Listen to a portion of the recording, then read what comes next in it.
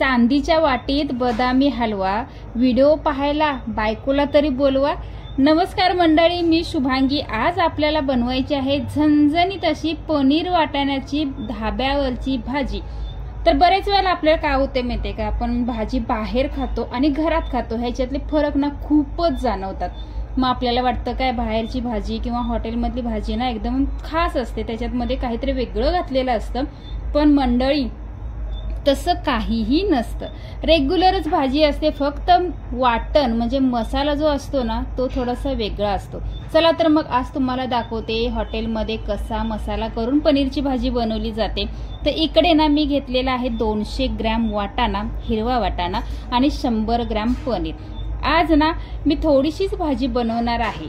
इथे तुम्ही क्वांटिटी तुमची वाढवू शकता, कमी करू शकता, जशी तुम्हाला आवडेल अशी।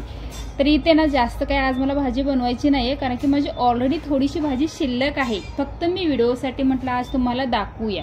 आज गणपती बाप्पा गेले ना, मग काय संध्याकाळी ना थोडंसं काहीतरी बनवूया म्हटलं। गणपती बाप्पांच्या आवडीचंच रोज रोज होत होतं। मग आता इथे मी घेतलं बनवायला आणि मग गौरांगला म्हटलं चल बनवतोयस तर व्हिडिओ पण तुम्हाला दाखवू कसा बनवते, कसं काय करते ते।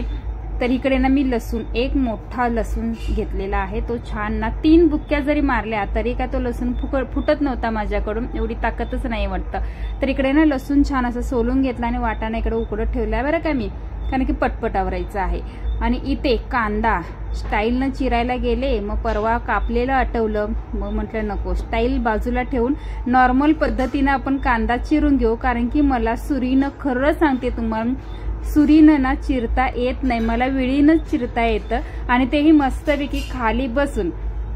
पण व्हिडिओ करायचं म्हटल्यावर थोडंसं असं प्रत्येकांच्या जर असं वाटतं ना की बाबा ही काय वेळेवरतीच चिरते वाटतं, तर ना मला तरी असं वाटतंय की माझे आहे त्या पद्धतीने जेवण बनवलेलं बरं असतं।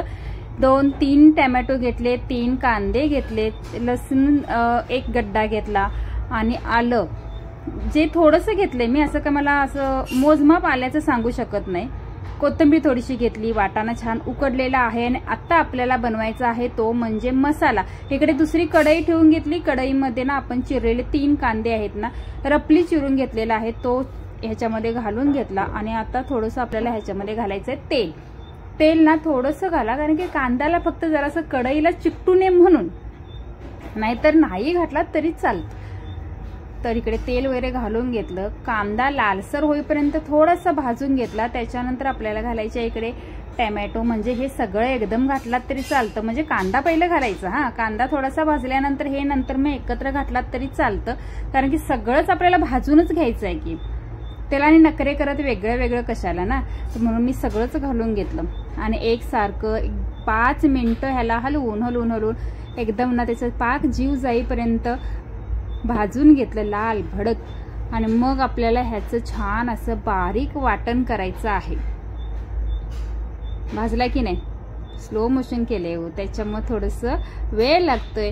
तर हे बघा अशा पद्धतीने लाल असा भाजून घेतला आणि वाटाणा इकडे गॅसवरतीच आहेत, कांदा छान गार झालेला आहे आणि ह्याचं मर्डरच करायचं आहे पाक, त्याच्यामुळे मिक्सरमध्ये घातलं, याला छान असं फिरवून घेऊया। ह्याला काय जास्त पाणी किंवा बाकीचं काही घालायची आवश्यकता नसते, कारण की कांदा टॅमॅटो आहे त्याच्यामुळे ऑलरेडी त्याच्यामध्ये पाणी असतंच।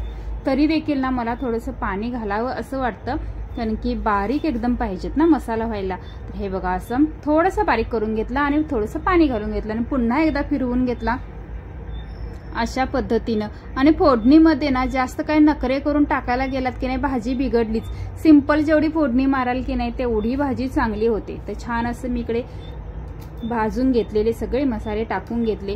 कढई ना अशीच गॅसवरती ठेवल्यामुळे थोडीशी करपली, तेल घालून घेतलं जेवढं तुम्हाला लागतं तेवढं आणि वाटलेला सगळाच मसाला ह्याच्यामध्ये घालून आपल्याला छान असं पुन्हा ह्याला जास्त भाजायची काही गरज नाही, नुसतं तेलामध्ये ना थोडंसं असं हलवून घेतला तरी चालतं। आता ह्याला चिकटलेल्या झाकणाला, मसाल्याच्या भांड्याला हे सगळं ना व्यवस्थित पाणी टाकून एकत्र करून घेते, टाकून द्यायला नकोत ना। तर मसाला इथे ना मी 1च मिनिट असं थोडंसं तेलामध्ये हलवून घेतला आणि मग चवीनुसार मीठ, हळद, लाल तिखट, बस एवढेच मसाले घातलेले आहेत। 2 चमचे लाल तिखट, थोडीशी हळद आणि चवीनुसार मीठ, हे छान असं पुन्हा एकदा मिक्स करून घेतलं। आणि मग काय बारीक बारीक कट केलेले पनीर, वाटाणा ह्याच्यामध्ये सगळं घालून घेतलं, पुन्हा एकदा हलवून घेतलं आणि इथे राहिलेलं आपलं पाणी आहे ना मिक्सरच्या जारमध्ये, तर तेच घालणार आहे आणि दुसरं कशाला पाहिजेत ना. तर हे बघा असं आणि पुन्हा एकदा मिक्स करून घेते. झाली की आपली धाब्यावरची मस्तपैकी मटार पनीर भाजी. तर इकडे ना हे बघा असं थोडंसं होतं आणि ह्याला काय जास्त एक उकळी आली की संपला विषय. अशा पद्धतीने आपल्या धाब्यावरची पनीर वाटाणा मस्तपैकी भाजी तयार आहे. येताय ना मग या